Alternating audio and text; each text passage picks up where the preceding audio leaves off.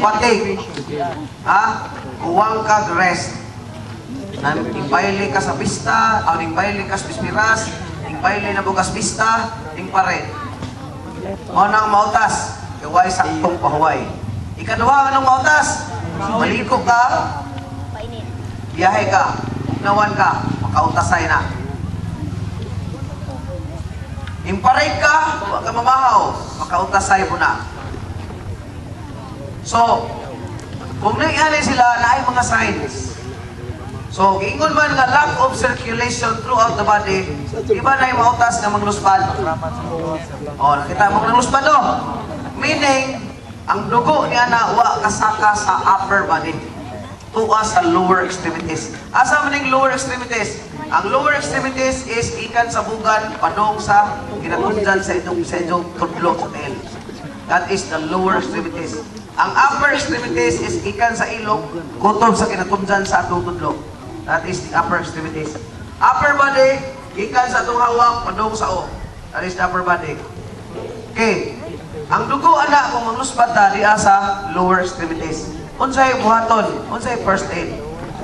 Sa una, bislitol, karon, nahan kong sampol nga, anang,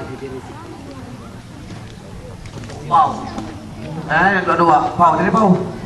Pau, dali.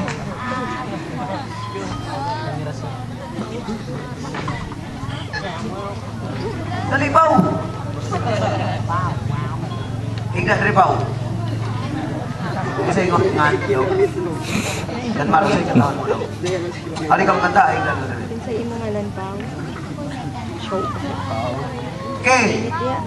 Kautason si John Mar. Unsa to yung first aid?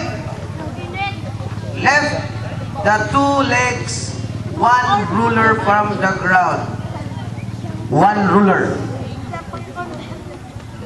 Iisa, then ventilate.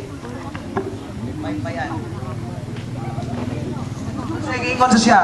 Inadequate circulation of the blood due to lack of oxygen. Ang ikinahanglan sa isang lawas is oxygen.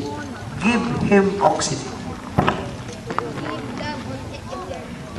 Sa unang panahon, atong buhaton atong pasimhoton og ilok, pasimhoton og medyas, pasimhoton og ammonia, wa na sa gamit, makadugang